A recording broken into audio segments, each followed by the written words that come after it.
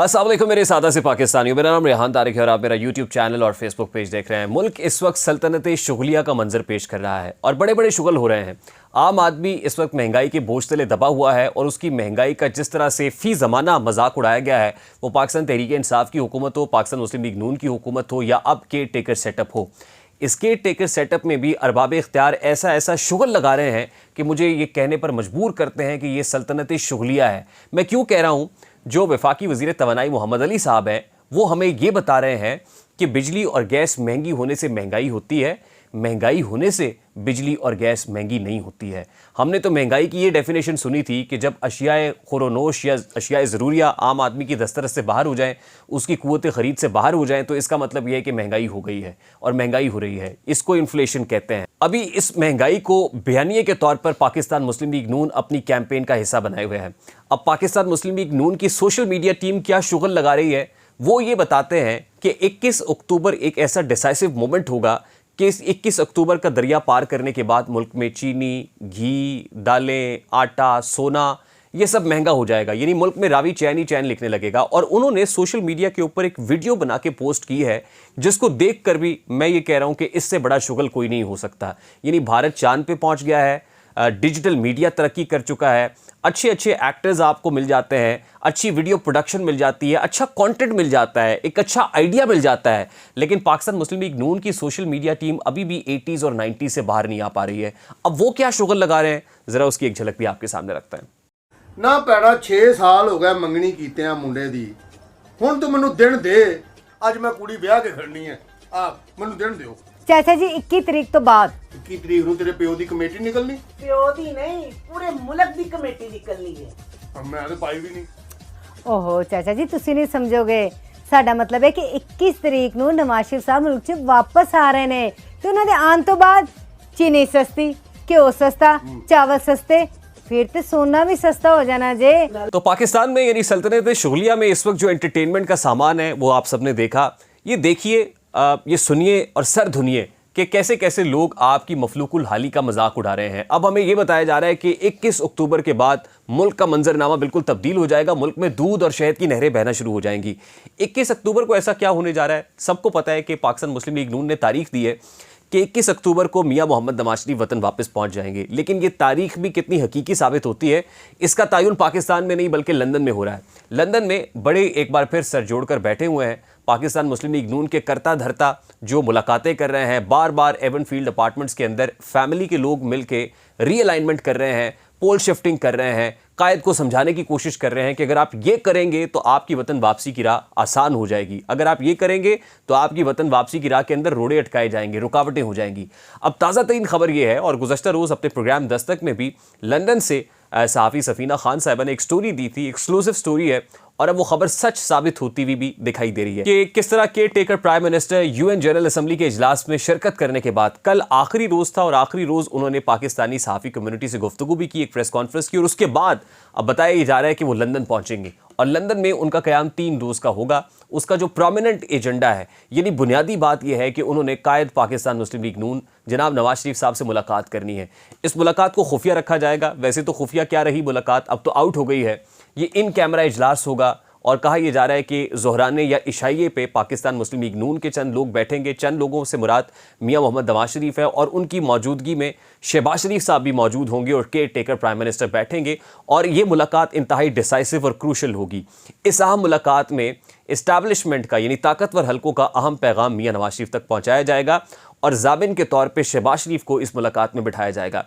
इससे पेशतर गुज़श्ता रोज़ भी Avon field apartments के अंदर एक मुलाकात हुई और वहाँ शहबाज शरीफ साहब, नवाज शरीफ, मरियम नवाज साहिबा और इसहाक डार मौजूद थे।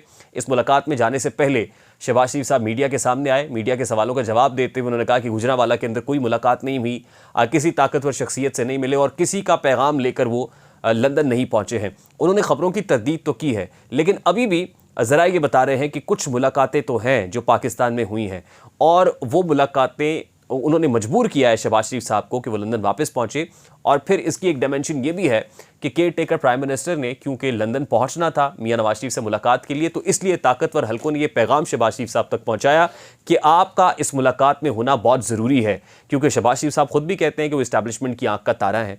इस्टेब्लिशमेंट ज़्यादा कॉन्फिडेंट महसूस करती है, कंफर्टेबल महसूस करती है शहबाज शरीफ साहब के साथ, क्योंकि नवाज शरीफ का पता कोई नहीं अगले पल में क्या करने लगें, कैसे पोल शिफ्टिंग करना शुरू कर दें।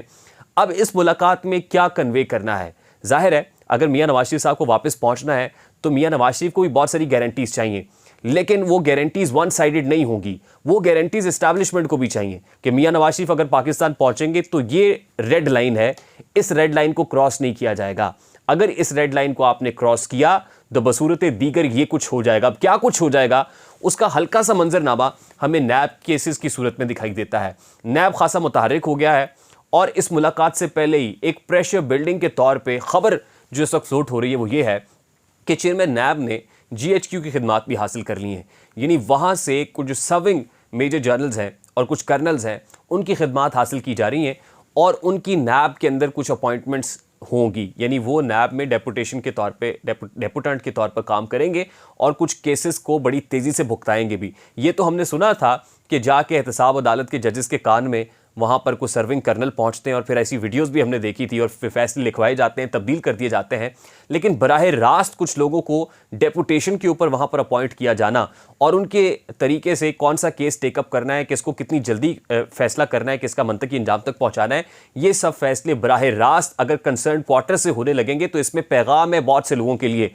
और इस मुलाकात से पहले ये पैगाम पहुँचाना कि भाई आपके लिए फिर अदरवाइज़ हम एक और मैदान तैयार कर लेंगे, उससे निकलना बहुत मुश्किल हो जाएगा।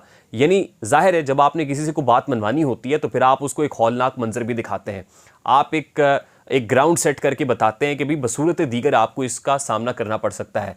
तो केयर टेकर प्राइम मिनिस्टर भी जाहिर है अपना पैगाम तो नहीं, वो खुद एक कठपुतली हैं, उनको लाने वाले उनको एक पैगाम देकर भेज रहे हैं और वो पैगाम मियां नवाज शरीफ साहब तक पहुँचाया जाएगा और पहुँचाया जाएगा कि भाई हमारे लिए ये मुश्किलात हैं। अगर आप वापस पहुंचेंगे और आके उसी तरह जनरल बाजवा के ऊपर तनकीद करने लगेंगे, अगर आप इस्टेब्लिशमेंट को आड़े हाथों लेने लगेंगे, अगर आप मज़ाहमती बयानियाँ लेकर चलेंगे तो फिर आपका वज़ीर आज़म बनना या आपका प्रैक्टिकल पॉलिटिक्स में एंटर हो के इलेक्शन कैंपेन करना मुश्किल हो जाएगा और फिर हम वो करने नहीं देंगे। तो नंबर 1 तो ये है, ये मैसेज बड़ा लाउड एंड क्लियर पहुँचाना है। जिसके बाद बताया जा रहा है कि पाकिस्तान मुस्लिम लीग नून की एक और मीटिंग होगी, इससे पहले भी, यानी एक तरह आने से पहले एक तरह जाने के बाद। आने से पहले इस वक्त भी जब हम व्लॉग रिकॉर्ड कर रहे हैं तो पाकिस्तान मुस्लिम लीग नून के करता धरता एवन फील्ड अपार्टमेंट्स में बैठे हुए हैं और बैठ के एक बयानिया तरतीब देने की कोशिश कर रहे हैं। यानी उन्होंने कल की मीटिंग में कन्विंस तो किया है मियां नवाज शरीफ साहब को कि हमने अपने बयानियों को फोकस रखना है टुवर्ड्स इकॉनमी, और उसके बाद ये शायद ये पैगामात आ रहे हैं और सोशल मीडिया टीम भी बड़ी एक्टिव है और इकोनॉमिक टर्म्स में बात कर रही है, गो कि वो जिस तरह की प्रोडक्शन और घिसी पिटी बातें कर रहे हैं। लेकिन अब ये कह दिया गया है कि आपने इकोनॉमी के ऊपर फोकस रखना है और आपने 2017 के अंदर जो आपकी इकोनॉमिक परफॉर्मेंस थी वो लोगों को याद करानी है और बताना है कि मुल्क को माशी भंवर से आप निकाल सकते हैं। और फिर आपने बताना है कि जो टोला मुसल्लत किया गया था 2018 के अंदर वो इंतहाई नाहल टोला था, वो इंतहाई इनकॉम्पिटेंट टोला था और उसने मुल्क का सत्यानाश किया है। यानी अगर आप तनकीद करेंगे तो माशी पॉलिसीज़ के ऊपर तनकीद करेंगे, अगर आप तनकीद करेंगे तहरीक इंसाफ पे तनकीद करेंगे और इस आउट ऑफ टर्न प्रमोशन के ऊपर तनकीद करेंगे जो चेयरमैन PTI को दी गई थी। अदरवाइज़ इससे आप राइट लेफ्ट नहीं होंगे। अब हमारी इतलात ये है कि एक ड्राफ्ट तैयार किया जा रहा है उस इलेक्टोरल नैरेटिव का, वो draft care taker prime minister के साथ भी और उनकी वसातत से कंसर्न क्वार्टर्स के साथ भी शेयर किया जाएगा। और इस ड्राफ्ट को अगर अप्रूवल मिल जाती है, ग्रीन सिग्नल मिल जाता है और मियां साहब वापस आते हैं तो फिर जो आइंदा का लाहेअमल है वो 21 अक्टूबर को मीनार पाकिस्तान जलसे में पेश करेंगे। हुजूर दाता साहब के यहाँ हाज़िरी होगी और उसके बाद वो रायविंड जाती उम्रा पहुँच जाएंगे, फिर तो आसानी होगी, यानी रावी चैन लिखेगा। लेकिन अगर वो बज़िद रहते हैं अपने मुतालबात के लिए और वो वाकई मट्टी ना पाओ की पॉलिसी के ऊपर गामजन रहते हैं तो फिर ये जो 21 अक्टूबर की तारीख है ये तब्दील भी हो सकती है। यानी इस डिसाइसिव मीटिंग के बाद ये फैसला होगा कि मियां नवाज शरीफ साहब की जान खलासी होती है या नहीं होती, क्योंकि पहले भी मरियम नवाज साहिबा बारहा ये कह चुकी हैं कि वो अब जब उनके वालिद साहब पाकिस्तान पहुँचेंगे तो उनको गिरफ्तार नहीं होने देंगे। यानी जो ज़मानत मियां नवाज शरीफ साहब की तरफ से मांगी जाएगी वो ये होगी कि वो जब वापस पहुँचे तो उनकी गिरफ्तारी ना हो, उन पर से केसेस ना हो, उनको बेल बिफोर अरेस्ट मिल जाए या एक गारंटीड बेल मिल जाए जिस तरह इसहाक डार साहब को मिली थी कि हिफाजती ज़मानत लेके वो पाकिस्तान पहुंचे थे, उसके बाद नैब कोर्ट में भी गए थे और नैब तरामीम के बाइस उन केसेस को उठा के बाहर फेंक दिया गया था। तो इसी तरह मियां नवाज शरीफ साहब के साथ भी हो सकता है, यानी वो बेल बिफोर अरेस्ट लेके आएँ, ज़मानत के ऊपर आएँ, कैंपेनिंग करें, जलसे करें और साथ ही पैरेलल उनके ऊपर एक तलवार लटकती रहे नैब केसेस की, जिससे इस्टेब्लिशमेंट उनको मॉनिटर करती रहे कि जैसे ये राइट लेफ्ट होंगे वैसे ही वो केस जो है वो इनके गले डाल दिया जाएगा। तो आने वाला मंजरनामा बड़ा दिलचस्प होने जा रहा है, यानी मुल्क की सियासत लेकिन दिलचस्प मोड में दाखिल हो गई है, जहाँ पाकिस्तान पीपल्स पार्टी भी नून लीग को काउंटर करने के लिए तैयार नज़र आ रही है, जहाँ पाकिस्तान तहरीक इंसाफ भी रीलाइन होती हुई नज़र आ रही है और वो स्ट्रगल कर रही है, सर्वाइव कर रही है कि किसी ना किसी तरीके से उनको इलेक्टोरल फील्ड में रखा जाए। मुझे रेहान तारिक को इजाज़त दीजिए, अपना बहुत सारा ख्याल रखिएगा। अस्सलाम वालेकुम।